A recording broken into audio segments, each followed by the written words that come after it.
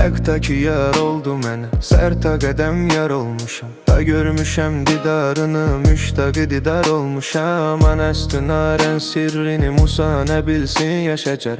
Anım ana sorsun ki mən ol nur ilə nar olmuşam.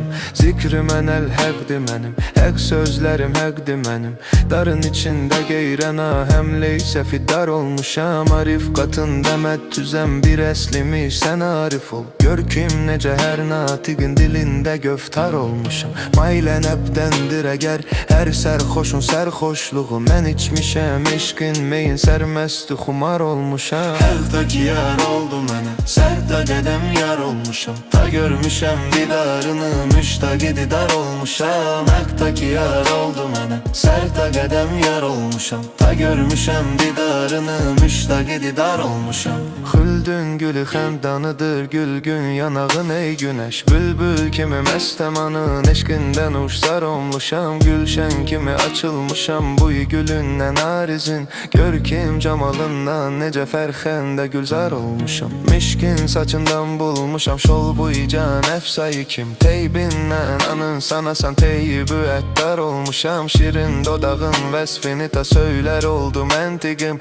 Ey Misri üstün Yusufi qəndi şəkər bar olmuşam. Həqdəki yar oldu mənə, sərdə qədəm yar olmuşam. Ta görmüşəm didarını, müştaqi didar olmuşam. Həqdəki yar oldu mənə, sərdə qədəm yar olmuşam. Ta görmüşəm didarını, müştaqi didar olmuşam. Ya Rəb nəfətdana imiş ta bəndə üzüm bədri kim. Mən var itabından anın ta bəndən var olmuşam. Sevdaməyindən sərxoşam məstana eynin tək vəli. Qəflət meyindən taybəmni çünki huşar olmuşam.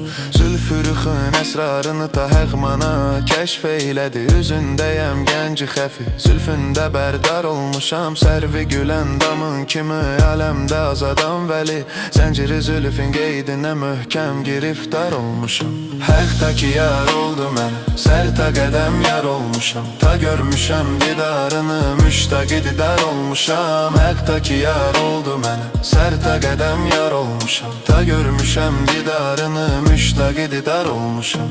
Löllöy nabın vəsfini ta söylər oldu məntiqim. Səmində hər simin bərin löllöy şəhvar olmuşam. Buldu nəsimi ta səni zatında şəksiz, şübhəsiz. Olmuş nəsimidən bəri, yəni ki bizar olmuşam. Həqdəki yar oldu mənə, sərdə qədəm yar olmuşam. Ta görmüşəm didarını, müştaqi didar olmuşam. Həqdəki yar oldu mənə, sərdə qədəm yar olmuşam. Ta görmüşəm didarını, müştaqi didar olmuşam.